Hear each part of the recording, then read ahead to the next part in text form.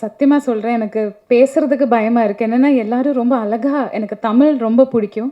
நான் எப்பவுமே அத சொல்லியிருக்கேன். ஆனா, இங்க வந்ததுக்கப்புறம் நான் நெறைய இது இது நான் கேட்குற தமிழ் இல்லையே! வேற மாதிரி எல்லாரும் பேசுறாங்களே! ரொம்ப பொயட்டிக்கா, ரொம்ப அழகா எல்லாரும் தமிழ் பேசிட்டு இருந்தாங்க.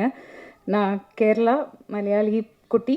ஸோ, என்னோட தமிழ் எ ரொம்ப கிராமர் மிஸ்டேக் தப்பு தப்பா நான் பேசணும்னு நெனைக்கிறேன். ஸோ, நீங்க இங்க எல்லாரும் பேசினதுக்கு கண்ணு படாம இருக்கிறதுக்கு என் தமிழ்ன்னு நெனச்சுக்கோங்க. தப்பா எடுத்துக்காதீங்க. So, thank you so much எல்லாருக்கும் இங்க வந்ததுக்கு, இந்த சின்ன படத்தை சப்போர்ட் பண்றதுக்கு, எங்களெல்லாம் பார்க்கறதுக்கு, நீங்க எல்லாரும் வந்ததுக்கு first of all thank you so much. And நம்ம இங்க நாங்கள சப்போர்ட் வந்த எல்லா கெஸ்ட்டுக்கும் ரொம்ப ரொம்ப ரொம்ப thank you.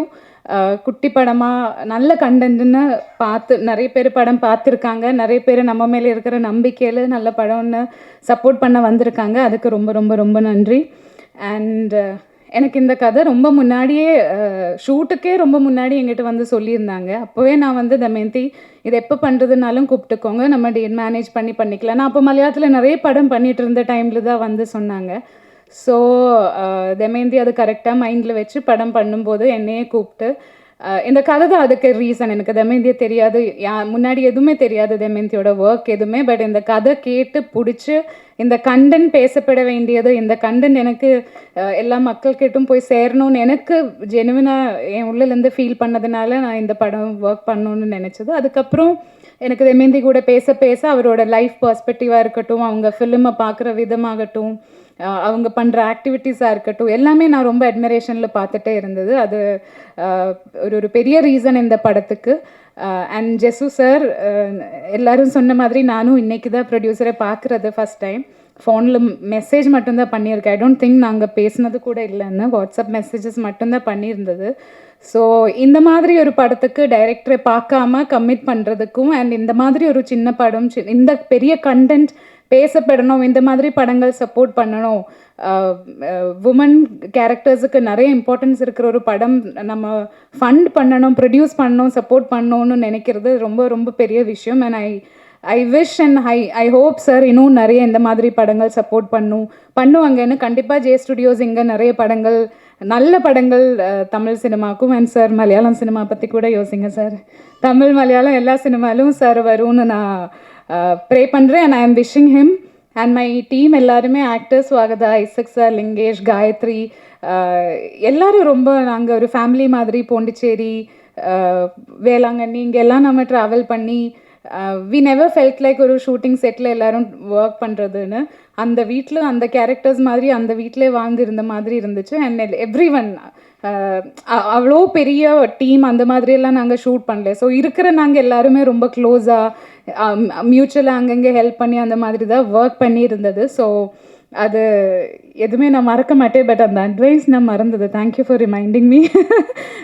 And Karthik sir எப்போவுமே ரொம்ப எனர்ஜெட்டிக்காக, என்ன சொல்கிறது, ஆக்டிவாக சிரிச்சுட்டே இருப்பாங்க. ஸோ சார் கேமரா பண்ணும்போது நம்மளுக்கு ஒரு எனர்ஜி தான் கேமரா முன்னாடி நிற்கிறது. பிகாஸ் அங்கே ஃபுல்லாக அங்கே சார்ஜ்டாக எப்போவும் இப்படியே இருப்பாங்க.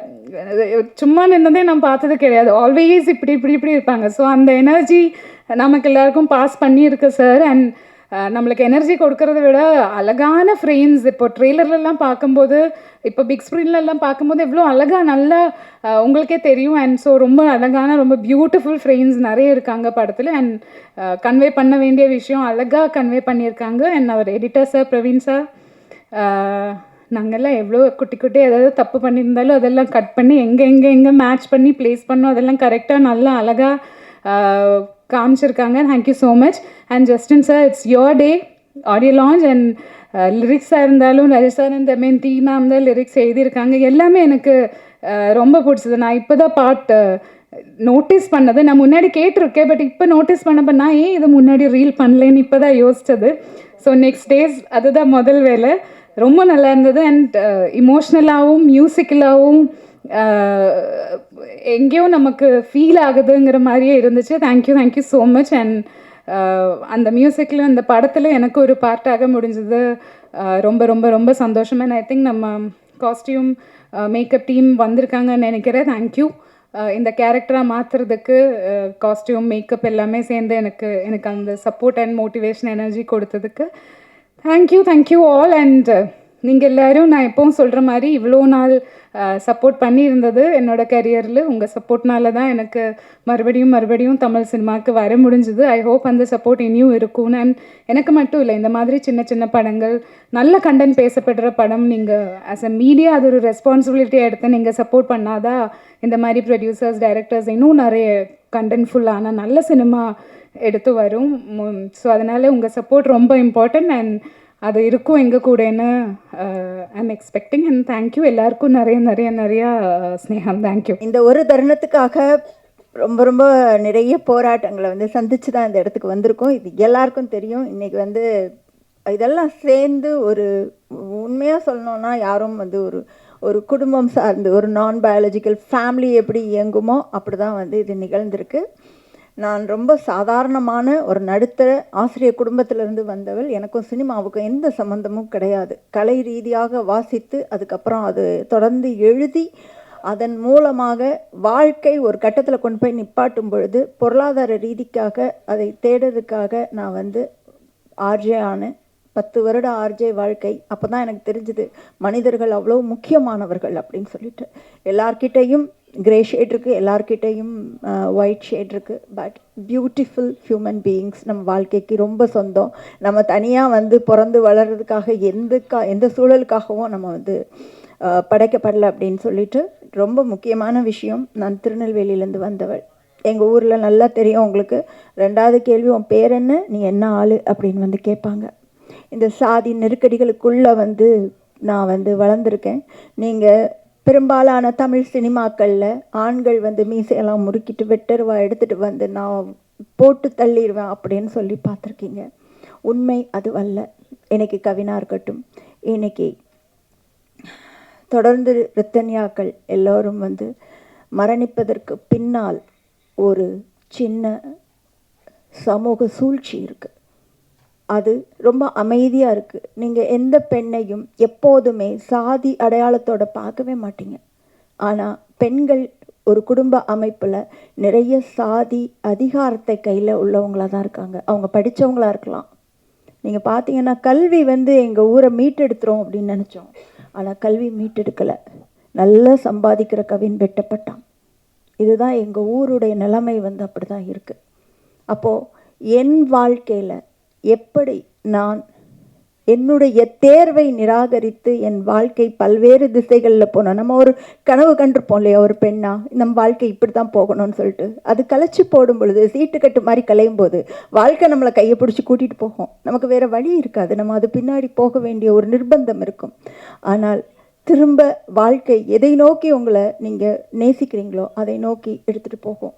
ஒரு பெண் தமிழ் சினிமாவில் நிறைய வந்திருக்கு ஆண்கள் பார்வையில் பெண்கள் எப்படி அப்படின்னு சொல்லிட்டு. ஆனால் பெண்களுடைய கதைகள் சொல்லப்பட்டிருக்கா? ஆத்மார்த்தமா, உண்மையா, அவங்க என்ன நேசிக்கிறாங்க, அவங்க என்ன வந்து தேர்வு செஞ்சதை விரும்புகிறாங்க, அவங்க என்ன சாப்பிட விரும்புகிறாங்க, சின்ன சின்ன விஷயங்கள் குறித்து இருக்குதா அப்படின்னா நான் பல விஷயங்கள் இருக்குது. ஆனால் ரொம்ப ஆத்மார்த்தமாக ஒரு பெண்ணால் படைக்கப்பட்ட படைப்புகளில் இது ஒன்றாக இருக்கும்னு நினைக்கிறேன். ஏன்னா இது என் வாழ்க்கை சார்ந்த கதை. இதில் போலித்தனம் இல்லை. இதில் வந்து உண்மையை தவிர வேறு எதுவுமே இல்லை. இதில் ஆண்கள் வந்து ஒருத்தர் நேசிப்பாங்க. உண்மையை சொல்லணும்னா லிங்கேஷ்க்கும் ஐசக்குக்கும் நிறைய காதல் காட்சிகள் இருக்குது இதில். அப்புறம் இந்த குரூ ஃபுல்லாகவே நான் வந்து நன்றி சொல்லணும். மீரா வந்து எனக்கு முதல் பட வாய்ப்பு கொடுத்தவர். அது நான் எப்போவுமே என் மனசில் வந்து சுமந்துட்டுருக்கேன். இந்த நிகழ்ச்சியில் அவர் இருக்கணும் அப்படின்னு ஆசைப்பட்டேன். அவர் வந்து இருக்கிறாரு. மித்ரன் சார், அவர் வந்து ஒரு அற்புதமான மனிதர். அவர் வந்து அவருடைய கலைத்திறமையை நான் அப்படியே ஆன்னு பார்த்துருக்கேன். நிறைய கற்றுருக்கேன் அவர்கிட்ட.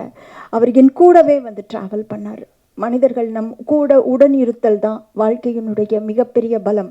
அதிஷா சொன்ன மாதிரி தம்பிகள் நிறைய உள்ள ஒரு வாழ்க்கை எனக்கு. அங்கே ஆனந்த், பிரகதீஷ், சுற்றி தம்பி தான், லிங்கேஷ், எல்லாருமே வந்து என்னென்னா ஆண்பால் பெண்பால்னு விகடனில் நான் எழுதியதை வாசித்து எனக்கு முதல் கால் அதிஷாட்டம் தான் வந்தது. அது அவன் மறந்துருக்கிறானா இல்லையான்னு தெரில, எனக்கு ஞாபகம் இருக்குது. உங்கள் வாழ்க்கையை நீங்கள் உண்மையாக பகிரும் பொழுது அதில் உள்ள வலியும் வேதனையும் சார்ந்து அடுத்த ஒரு பெண்ணிற்கோ அடுத்த ஒரு ஆணிற்கோ, நான் ஜெண்டர் டிஃப்ரென்ஸில் கொண்டு வரல, யாருக்கும் இந்த வழியை நீங்கள் எப்போதும் கொடுக்காதீர்கள் அப்படிங்கிறது தான் ரொம்ப முக்கியமான விஷயம். அண்ட் நான் அங்கிருந்து வந்தவள். நீங்கள் எல்லாம் கேமராவோட உட்காந்துருக்கீங்கல்ல, அங்கேருந்து நான் வந்திருக்கேன். பேட்டிக்காக இருந்திருக்கேன். என் வாழ்க்கையின் எல்லா தேவைகளுக்காகவும் நான் இருந்திருக்கேன். என்னோட இது சின்ன படம்னு நான் சொல்ல மாட்டேன். சின்ன பட்ஜெட்டில் எடுத்த படம். நீங்கள் இந்த ஃப்ரேம்ஸை பார்த்தீங்கன்னா தெரியும். எல்லாருடைய உழைப்பு, ஜஸ்டினோட உழைப்பு, பிரவீனோட உழைப்பு, ரமேஷ் வைத்தி அவர் பாட்டு எழுதியிருக்கார். நீங்கள் கேட்டிங்கன்னா அவர் எப்படி குத்தாட்டம் போடுவாரோ அதே மாதிரி இருக்கும் அந்த பாட்டெலாம். நிவாஸ் அப்படி ஆத்மார்த்தமாக எழுதியிருக்கிறாரு. மருது சார், நான் 14 வயசில் முதல்ல விகடனில் கதை எழுதினதுலேருந்து என்னோடய ஒவ்வொரு அட்டைப்படமும் போன அட்டைப்படம் வரைக்கும் அவர் தான் போட்டிருக்காரு. அப்படி தொடர்ந்து பயணிக்கிற ஒரு மனிதர்கள் தான் எனக்கு பயங்கர பலம். நான் இழப்புகளை குறித்து எதுவுமே பேச விரும்பலை. இதெல்லாம் இந்த இழப்புகளெல்லாம் சந்திக்கும் போது இந்த மனிதர்களை எல்லாம் எனக்கு வாழ்க்கை தந்திருக்கு அப்படிங்கிற ஒரு விஷயம். நான் ப்ரெஸ்ஸில் இருந்திருக்கேன். நான் ப்ரெஸ்ஸை ரொம்ப நம்புகிறேங்க. இந்த மாதிரியான ஒரு முயற்சியை ஒரு தயாரிப்பாளர் என்னை பார்க்கவே இல்லை. அவருக்கு நான் யாருன்னு தெரியாது. என்னோடய எழுத்துக்கள் வேணால் பரிச்சயமாக இருக்கும்.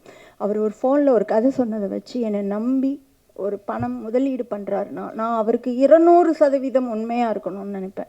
எனக்கு வேறு எதுவுமே கண்ணில் படாது. படப்பிடிப்பு தளத்தில் இந்த படத்தை முடிக்கணும், 28 நாளில் முடிக்கணும், 26 நாள் நம்ம எல்லோரும் ஷூட்டு, 2 நாள் தனியாக ஹெலிகேம் ஷூட்டு. நான், கார்த்திக், அப்புறம் மிஷ்கினோட ஆண்டனின்னு ஒரு ஹெலிகேம் ஆப்ரேட்டர், 3 பேரும் தனியாக கேமராவில் போய் நாங்கள் எடுத்திருக்கோம். இது எல்லாமே தான் எனக்கு மனசில் இருந்தது தவிர வேறு எதுவுமே அந்த 28 நாள் 30 நாள் எனக்கு கண்ணிலே தெரியல. ஆனால் இந்த படத்தை இப்போ நாங்கள் உங்கள் கையில் கொடுக்குறோம். நீங்கள் என்னை உங்களில் ஒருத்தியாக நினச்சி இந்த படத்தை எடுத்துட்டு பலமாக போகக்கூடிய சக்தி உங்களுக்கு இருக்குது. நான் நம்புகிறேன். நீங்கள் தான் இது கூட துணை நிற்கணும். நான் ஏற்கனவே சொன்ன மாதிரி உடனிருத்தல் தான் மிகப்பெரிய பலம். இந்த மாதிரியான படைப்புகளில் கலை ரீதியாக நம்மளுடைய பெண்கள் வாழ்க்கையில் அரசியலை நாம் பேசினா தான் சமூகத்தில் அது பிரதிபலிக்கணும்னா ரொம்ப இன்றைக்கி பிரதிபலிக்குமா நாளைக்கு பிரதிபலிக்குமாலாம் தெரியாது. ஆனால் பிரதிபலிக்கும். கண்டிப்பாக அடுத்த திருநெல்வேலிலேருந்தோ தெற்கு பகுதிகளிலேருந்தோ படம் எடுக்க வரக்கூடிய தமயந்திகள் ரொம்ப சந்தோஷமாக ஒரு படத்தை எடுப்பாங்க. நன்றி, வணக்கம்.